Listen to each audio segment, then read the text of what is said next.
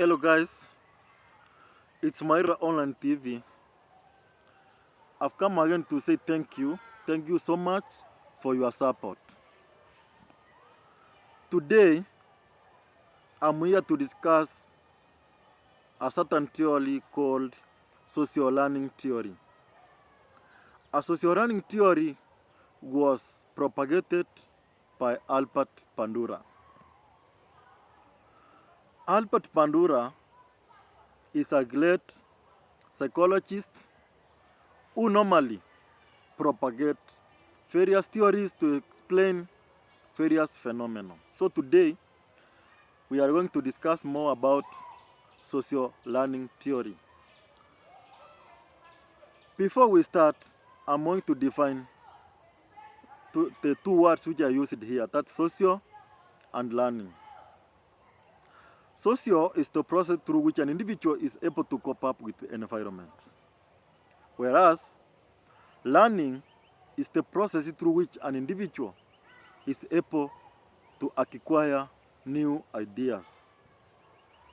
So I've said social is the process through which an individual is able to get attached to environment or surroundings. Whereas learning is the process through which an individual is able to acquire new knowledge or new ideas. So Bandura said, for an individual to get new ideas or to learn new ideas, he must do two things.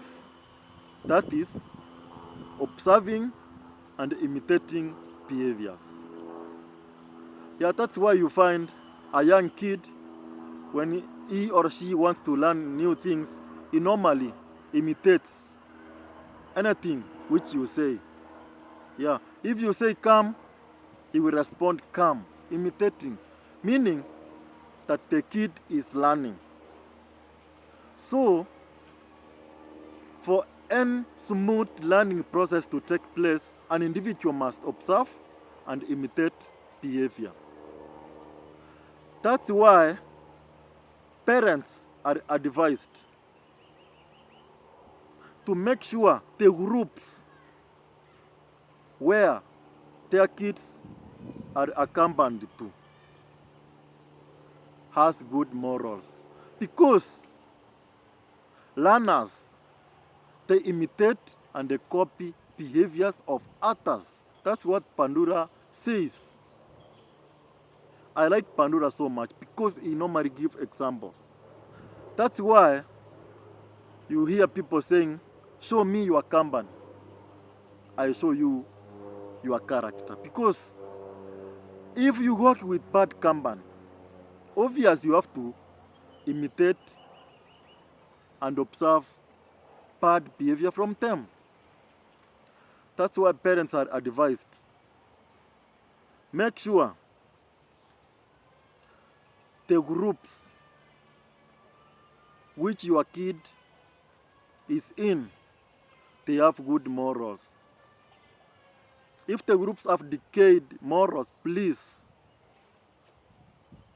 avoid that. So, Albert Bandura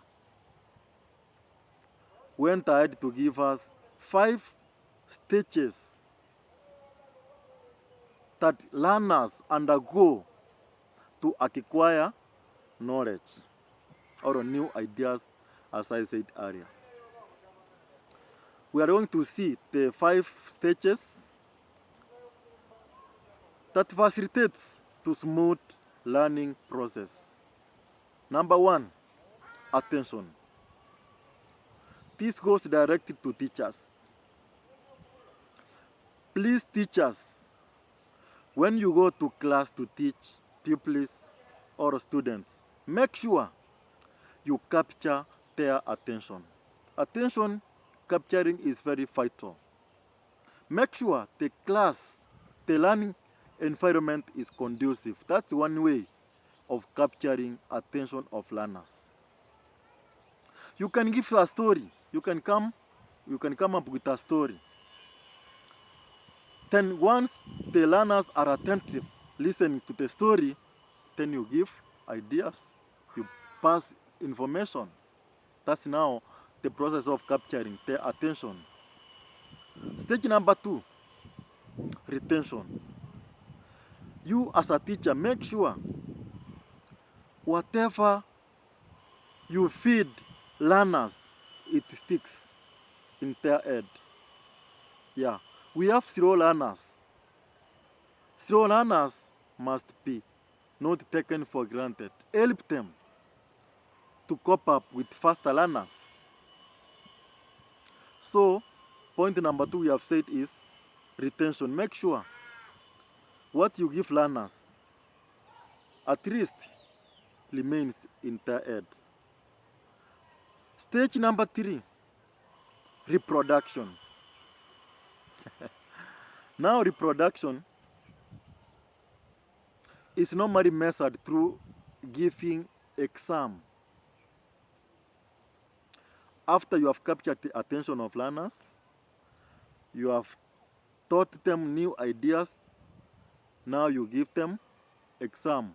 That's now stage number 3, reproduction. To see if what you have given them, can they be able to produce in written form.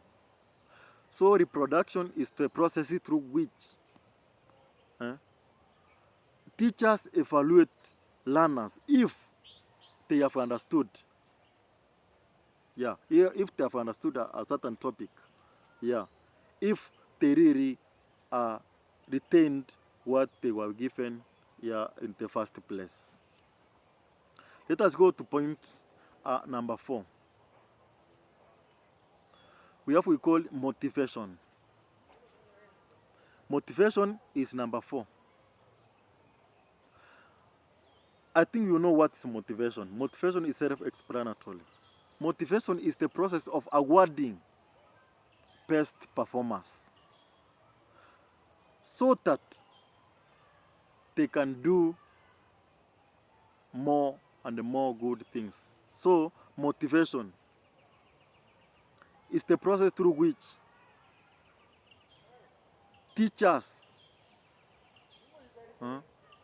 give rewards to encourage students or learners to do better for the next exam or next topic. So I've said point number 1 or process number 1 given by Bandura is attention, retention, reproduction, number 4, motivation. Okay, I'm going to talk about what we call motivation. I think you see how teachers motivate their learners. If a pupil or a student has done good, they normally appreciate the good work done by the student or the pupil. They can decide to give him or her textbooks as a reward, school shoes as a reward,